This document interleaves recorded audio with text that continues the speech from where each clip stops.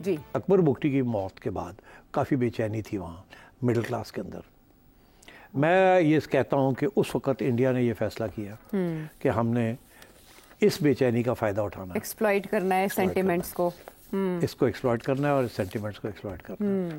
اور انہوں نے اس وقت بلوچ جو ایگزائل میں تھے, کیونکہ اس کے بعد چھوٹی موٹی جو ٹھک ٹھک ہوئی, بہت سے لوگ اٹھ کے چلے گئے باہر, اکبر کے گرینڈ سنز اور مری کے لوگ اٹھ کے چلے گئے باہر, کچھ افغانستان میں چلے گئے, کوئی یورپ میں چلے گئے, کوئی مڈل ایسٹ میں چلے گئے. وہاں سے انہوں نے کہا ہم کچھ کریں گے, انتقام کریں گے, یہ کریں گے. کچھ نہیں تھا وہاں.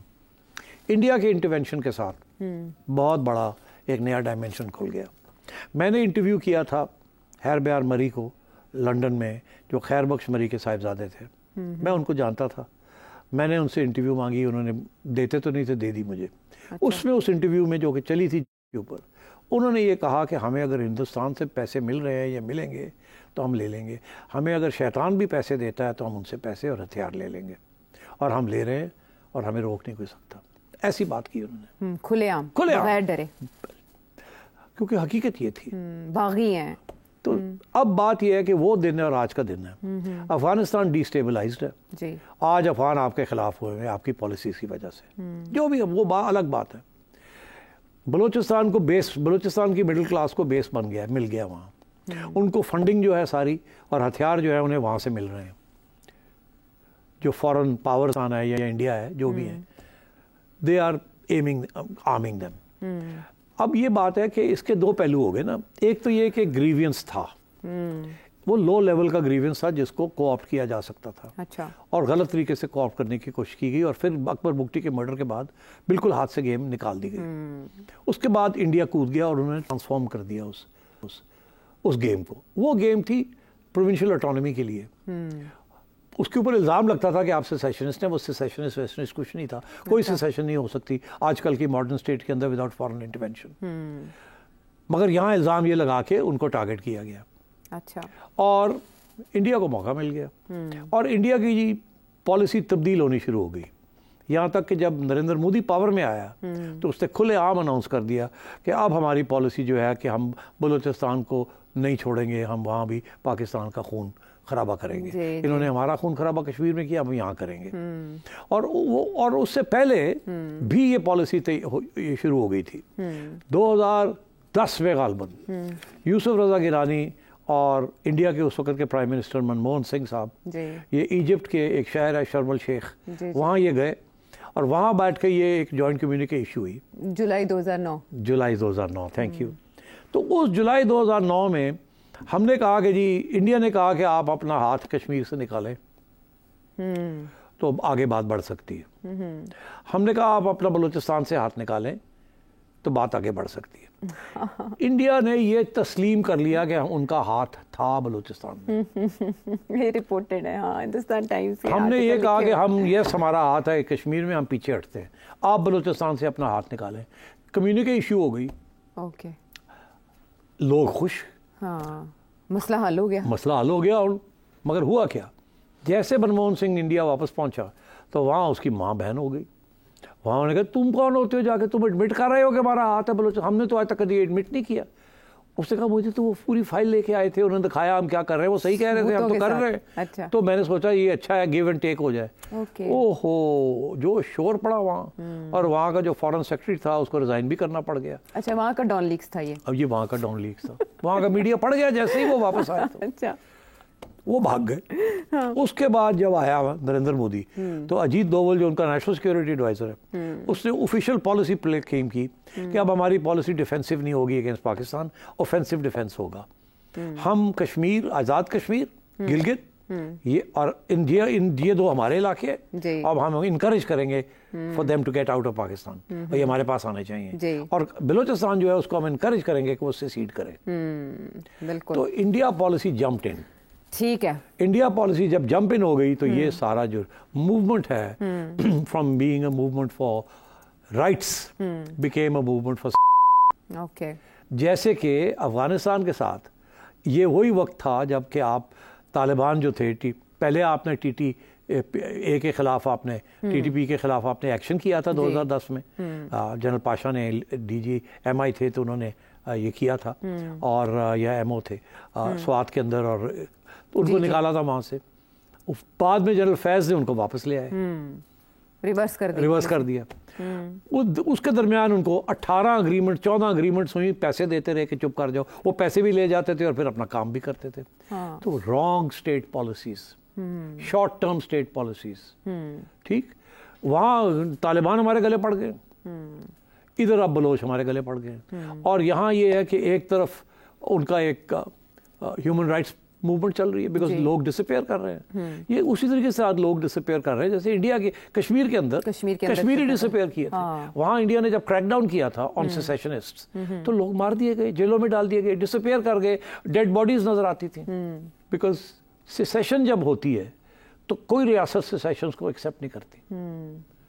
تو جب وہ سیسیشن کی بات آتی ہے تو ریاست بالکل پھر سختی کے ساتھ چلتی ہے. آہنی ہاتھوں سے پھر یہ ہیومن رائٹس نہیں کچھ دیکھتا, کیونکہ یہ دونوں چیزیں ساتھ ساتھ ہی چلتی ہیں. ایک طرف آپ کہتے ہیں کہ ہم اس ملک میں رہنا نہیں چاہتے, اس ملک کو توڑنا چاہتے ہیں, دوسری طرف آپ کہتے ہیں کہ آپ کے کوئی انسانی حقوق بھی ہے. سوال ہی پیدا نہیں ہوتا. آپ ہماری آئین کیوں نہیں مانتے, تو پھر آپ آئین کے مطابق کیا پروٹیکشن مانگ رہے ہیں ہماری. وزیر اعظم نے ایگزیکٹلی یہی بات کی ہے. دس از دا ریالٹی. تو اب بلوچستان کے اندر جو ہو رہا ہے وہ تبدیل ہو چکا ہے. پہلے قبائلی لیڈ تھا, اب مڈل کلاس لیڈ ہے. ٹھیک, اب سردار جو ہے سارے کے سارے حکومت کے ساتھ ہیں اور جو مڈل کلاس ہے وہ ساری الگ ہوتی ہے, ایلینیٹ ہو گئی. یہی سرفراز بگٹی صاحب کہہ رہے ہیں. سب وہ سارے سردار ہیں نا. ہاں, لیکن وہ یہی کہہ رہے ہیں کہ یوتھ کو سسٹمیٹیکلی ایلینیٹ کیا, الگ کر لیا گیا, ریاست سے جدا کر دیا گیا. ہو گئے نا bad policies of the state. جب ان کو چاہیے تھا کہ مڈل کلاس کو کوآپٹ کرتے انٹو دا اسٹیٹ, انہوں نے سرداروں کو کوآپٹ کر لیا. سردار تو ختم ہوتے جا رہے تھے وہاں. اور اب یہ جو ڈیمانڈ ہے کہ فری اینڈ فیئر الیکشنز, وہ یہی کہہ رہے ہیں نا, مڈل کلاس یہی کہہ رہی ہے کہ فری اینڈ فیئر الیکشن میں اب یہ سردار نہیں جیتیں گے, مگر یہ سرداروں کو جتا دیتے ہیں. اپنی مرضی کی حکومت دی جاتی ہے. تو حکومت بھی اور الیکٹ بھی انہی کو کراتے ہیں.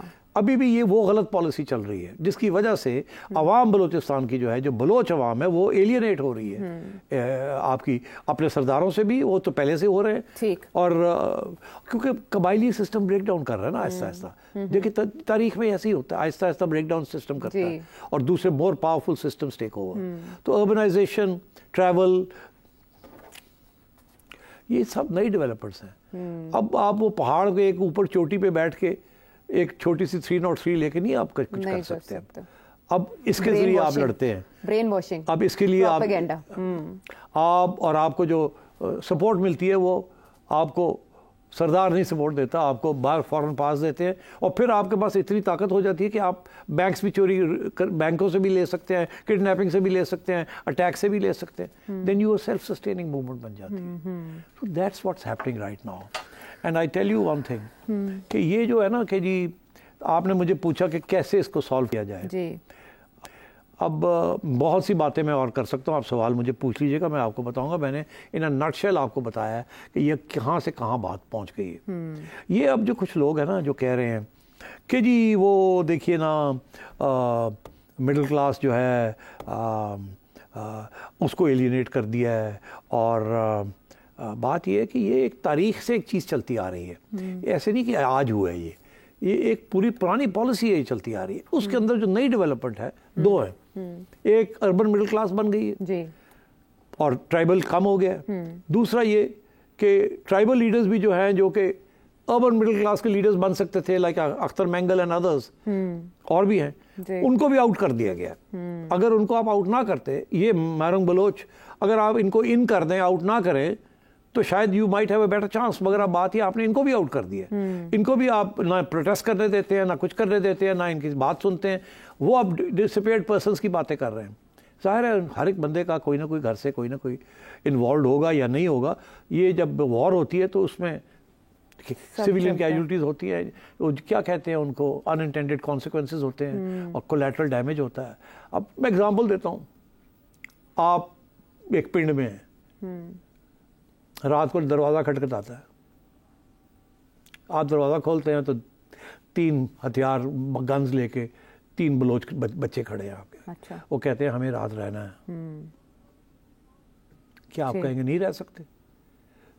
نہیں ایسے تو نہیں ظاہر ہے. تو آپ مجبور ہو کے کہتے ہیں رہ جائیں with guns if they are saying so. اور وہ صبح اٹھ کے چلے جاتے ہیں. وہ کچھ کام وہ اپنی اٹیک ویک کرنے آئے ہوئے ہوتے ہیں, کچھ کرنے آئے ہوئے ہوتے ہیں.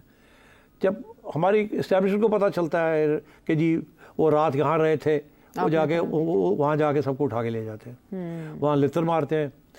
وہ کہتے ہیں تم تو ان کا حصہ ہو.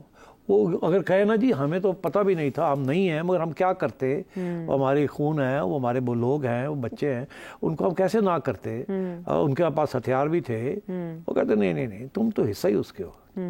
اچھا ان میں سے پھر کچھ لوگ ظاہر ہے پھر وہ کیجولٹیز ہو جاتے ہیں, زد میں آ جاتے ہیں, پھر ساری کی ساری فیملی آپ ان کے خلاف ہو جاتی ہے. تو یہ وار کا یہ کانسیکوینس ہوتا ہے, یہ کلین کٹ بزنس نہیں ہوتی. اور سیسیشن جہاں ہو اور فارن پاس جہاں انوالوڈ ہوں, وہاں جو اسٹیبلشمنٹ کی جو فورسز ہوتی ہیں یا ریاست کی جو فورسز ہوتی ہیں وہ بہت ہارڈ ہٹنگ ہوتی ہیں, وہ ٹالریٹ کچھ نہیں کرتی, بیکاز ان کے لیے ٹریننگ ہی ساری یہ ہوتی ہے کہ جو پاکستان کو نقصان پہنچائے گا وہ غدار ہے, اس کو نہیں چھوڑنا.